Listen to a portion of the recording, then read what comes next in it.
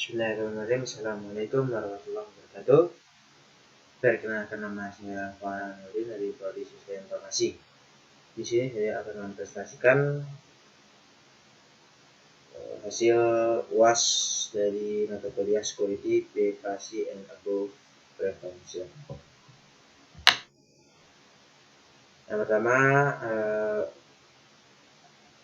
kita diminta untuk menjawab apa saja elemen pada cyber security. Berikut adalah penjelasan dari masing-masing elemen pada cyber security. Yang pertama, dari dokumen security policy, di mana elemen ini merupakan dokumen standar yang dijadikan acuan dalam menjalankan semua proses terkait keamanan informasi. Yang kedua, ada information infrastructure, di mana elemen ini merupakan media yang berperan dalam kelangsungan operasi informasi meliputi hardware dan software. Berikutnya ada perimeter defense, di mana elemen ini merupakan media yang berperan sebagai komponen pertahanan pada infrastruktur informasi, misalnya IDS, VPS, dan firewall. Berikutnya ada network monitoring system, di mana elemen ini merupakan media yang berperan untuk memonitor kelayakan, utilisasi, dan performance infrastruktur informasi. Berikutnya ada sistem informasi and event management, di mana elemen ini merupakan media yang berperan untuk mengumpulkan informasi keamanan yang berasal dari data log pada jaringan, aplikasi, dan hardware, dan mengkorelasikan informasi tersebut menjadi suatu output. Berikutnya ada network security assessment, di mana elemen ini merupakan elemen cyber security yang berperan sebagai mekanisme kontrol dan memberikan measurement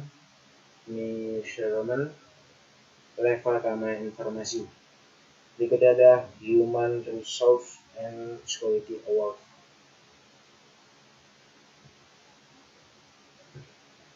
di mana elemen ini berkaitan dengan sumber daya manusia dan awareness-nya pada keamanan informasi. Berikutnya kita diminta untuk menjelaskan apa saja pendekatan forensik analisis dari email.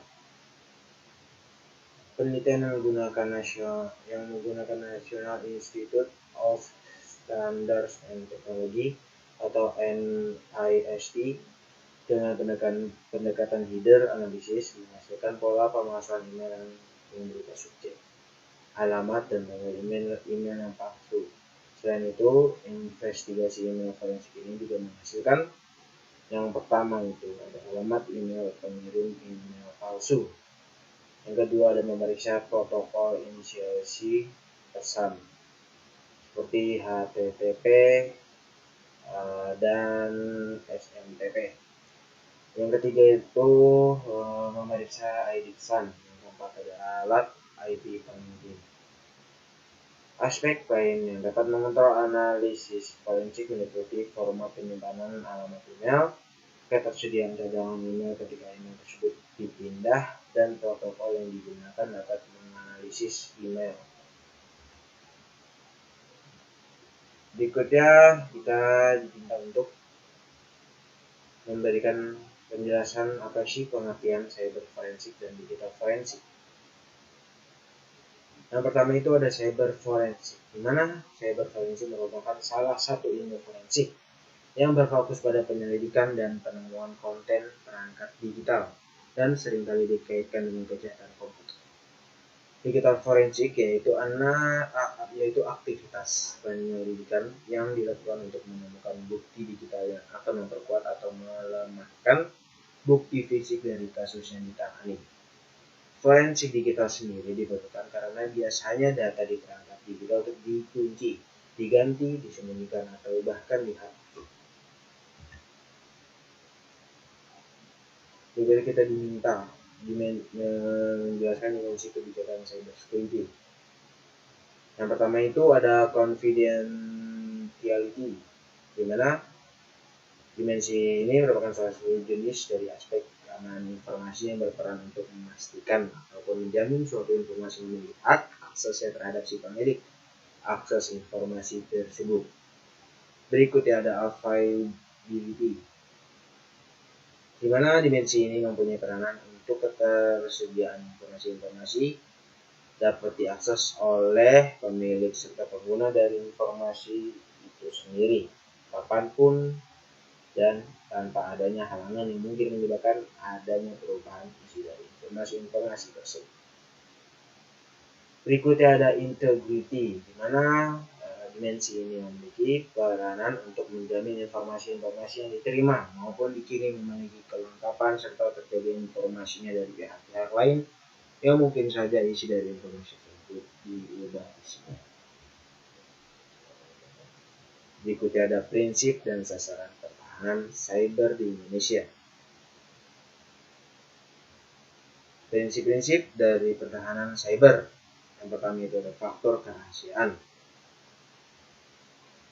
integritas dan ketersediaan pertahanan cyber harus dipastikan sejak awal sebagai salah satu prinsip dasar kemampuan prinsip dasar keamanan informasi.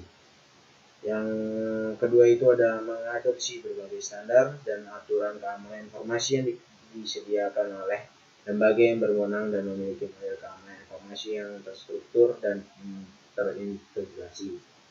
Berikutnya ada implementasi pertahanan cyber harus dilakukan oleh SDM yang memiliki kompetensi integritas yang tinggi dan terlindungi. Yang keempat ada pertahanan cyber mengandung unsur kebijakan, kelembagaan, teknologi dan infrastruktur pendukung serta sumber daya.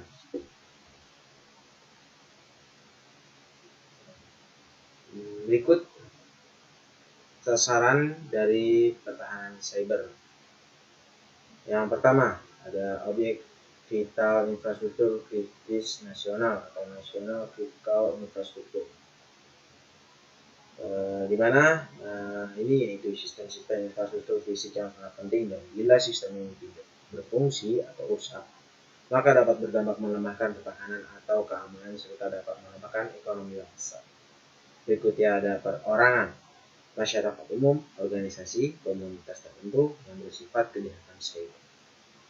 Yang ketiga ada kepentingan nasional, yaitu seluruh aspek yang terkait dengan tujuan nasional, lambang atau simbol negara, politik negara serta kepentingan bangsa.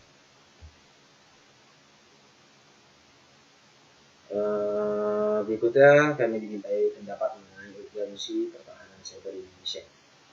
Jadi menurut saya Indonesia masih belum mempunyai badan pertahanan cyber nasional, sehingga ini sudah menjadi kebutuhan mendesak bagi Tentara Nasional Indonesia atau TNI dalam membentuk komando pertahanan cyber atau Cyber Defense Command untuk menghadapi peperangan asimetris di dunia. Sebelum perang tersebut terjadi di dunia nyata, agar nantinya tidak membahayakan kedaulatan dan keutuhan wilayah negara serta keselamatan segenap bangsa dan tumpah darah Indonesia. Ya, sekian presentasi yang dapat saya sampaikan. Kurang lebihnya mohon dimaafkan. Wabillahi taufiq wal hidayah. Wassalamualaikum warahmatullahi wabarakatuh.